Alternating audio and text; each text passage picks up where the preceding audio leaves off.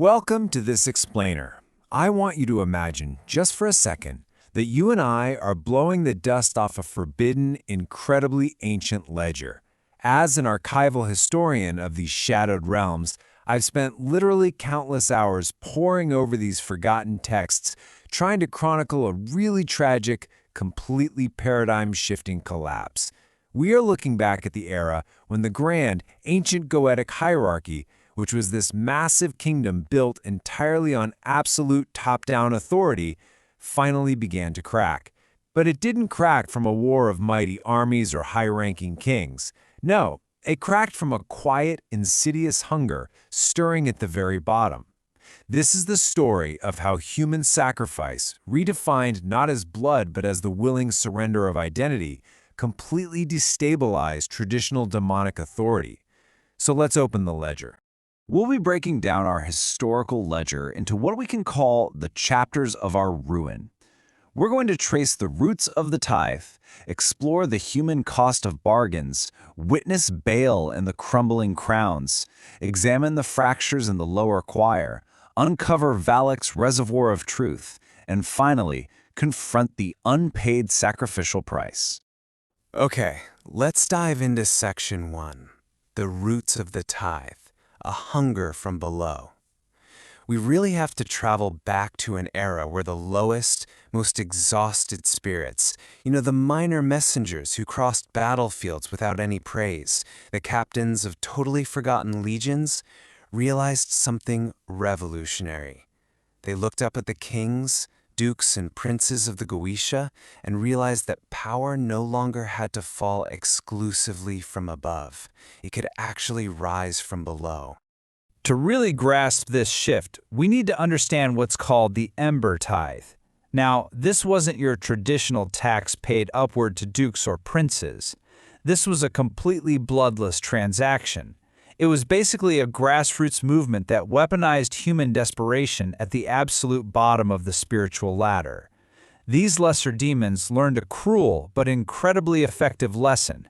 Raw human attention could make even a lesser name burn brighter than a royal crown. Every offering became a spark, and every spark became a weapon against the established hierarchy. And you have to understand, this new doorway to power wasn't found in grand, complex rituals. It was found when a child feared a shadow under a bed, and in that intense, focused fear, the shadow literally grew teeth. It was found when a grieving widow whispered to the empty chair of her dead husband, and something nameless answered with his exact voice. A soldier burying a medal, a coward burying their own name. Each burial became a doorway. These incredibly intimate, almost invisible human moments empowered nameless spirits far faster than any royal decree from the high ranks ever could. Power was rising directly from the dirt. Moving on to Section 2, the human cost of bargains opening inner doors.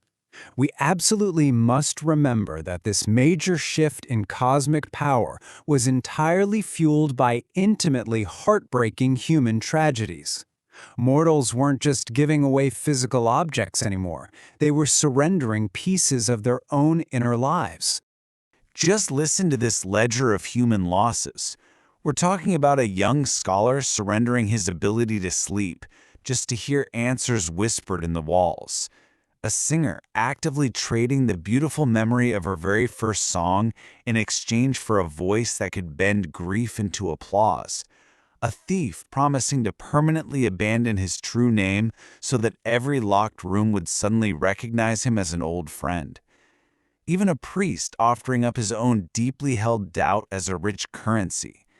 These micro-narratives represent human beings surrendering the walls, the gates, and the hidden rooms of their own minds. They were essentially kingdoms disguised as bodies, willingly opening their gates to the dark. So, what does this all mean? Why does this specific kind of sacrifice matter?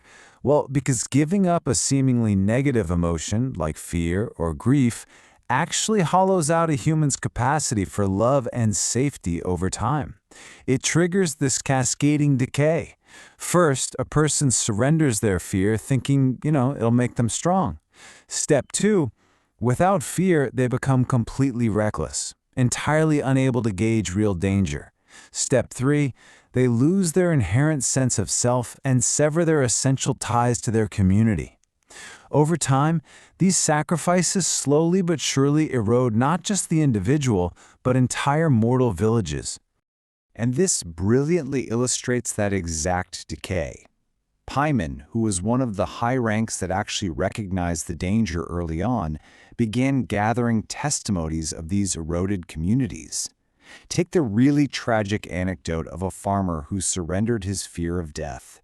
At first, seemed like a fantastic gift, but without that foundational fear, he walked heedlessly into massive storms over and over again until his fields were completely ruined and became what they called widowland.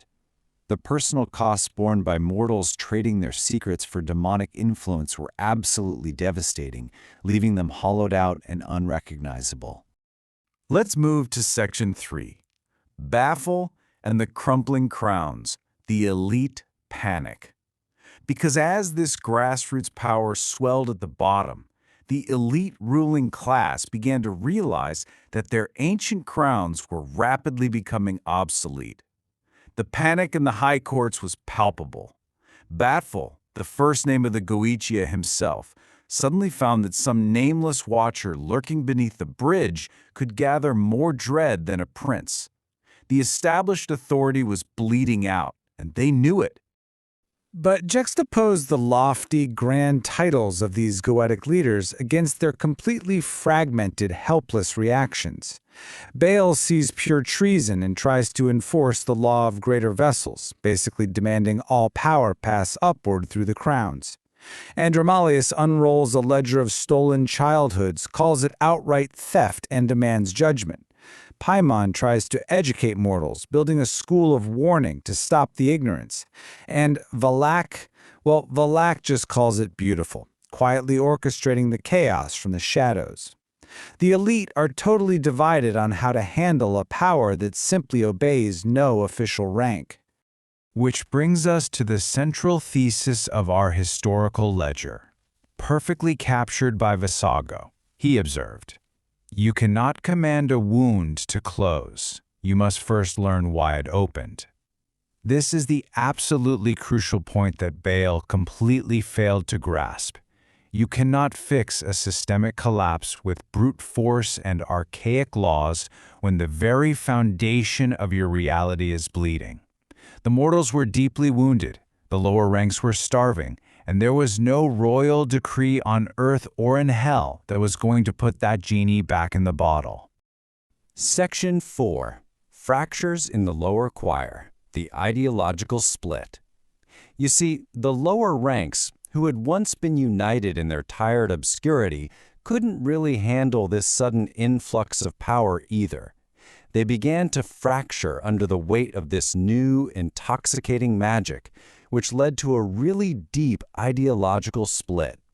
Two fiercely competing factions emerged from the bottom. First, you have the abstainers. They actually operated with a lot of moral caution. They believed that taking power from broken humans would irreparably corrupt the lower ranks, arguing that lesser demons could win dignity without becoming predators. But opposing them were the hardcore radicals known as Valak's Teeth. Their motives were pure disruption. They actively encouraged bad bargains and false promises just to create maximum panic among humans and maximum infighting among the crowns. As an archivist, it's endlessly fascinating, and honestly terrifying, to see how quickly the oppressed start reproducing the very systems of war they sought to escape. And caught right in the middle of this fracture was a third faction, the Ember bound. They cynically argued that the hierarchy had only ever respected strength anyway. So if humans were willing to trade pieces of themselves, the lesser demons had every single right to accept the trade. The war had effectively learned to reproduce itself right there among the lowest ranks. All right, Section 5, Valak's Reservoir of Truth, the hidden danger. Because while all these factions were arguing openly, A much deeper mastermind was quietly pulling strings far, far below the notice of the warring crowns. Now Vassago was smart. He didn't chase the loudest altars. He followed the absence. He tracked the missing memories, like a village that suddenly couldn't remember its dead, or a man staring blankly at a wedding ring without knowing why it mattered. Through these glaring holes in reality, Vassago discovered something huge. Valak wasn't just encouraging the altars, he was secretly teaching them to drain downward into a massive, unaligned collection pool. What he found was that beneath the Serpent Road waited a massive reservoir. It moved like water, but it wasn't water. It was made entirely of surrendered human fragments, names, deep fears, secrets clicking together like teeth. Valak had literally weaponized human fear to create a mirror. When the lesser demons looked into this reservoir, every single royal faction appeared monstrous. Baal was just a hungry mouth. Paimon was a library waiting to burn. Valak proved to them that human fear yields raw, unadulterated truth. And the most dangerous part of all this, Valak claimed no one would command it. He made it entirely honest and utterly destructive to the existing power structure. Section 6. The Unpaid Sacrificial Price. The storm breaks. A reservoir under that much pressure simply cannot hold forever. And here we reach the absolute climax of our ledger, the terrifying moment the hidden reservoir finally ruptures under the unbearable weight of the crown's endless, bitter arguments. Let's move to and see how this builds, because it falls apart incredibly fast. It begins with the 7th argument, where the elite crowns bitterly, openly condemn each other. Suddenly, the intense pressure of their accusations causes the reservoir to break.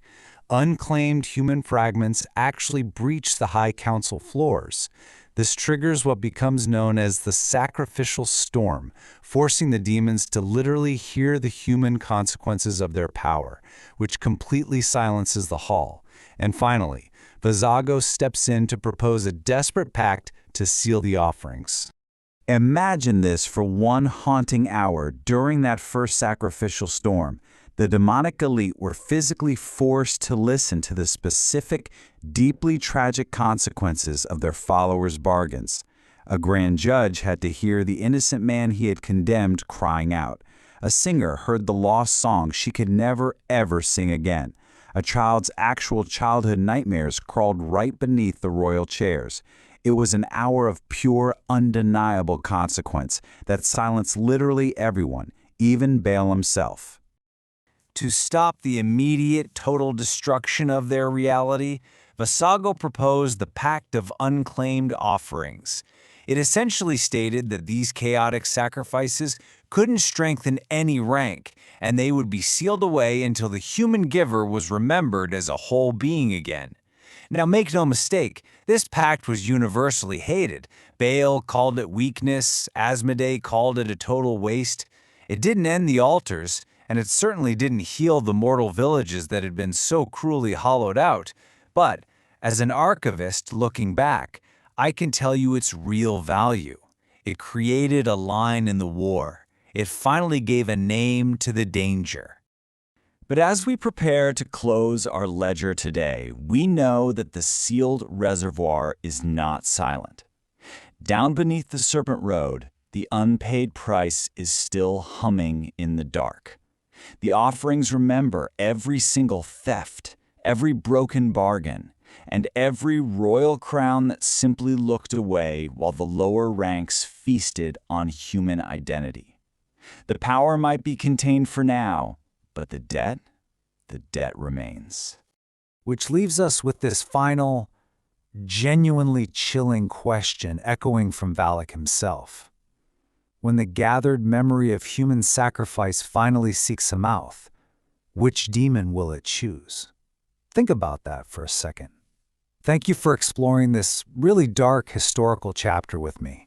It's a pretty powerful reminder of the ultimate consequence of trading one's inner truth for a secret. Until we open the ledger again, keep your memories close.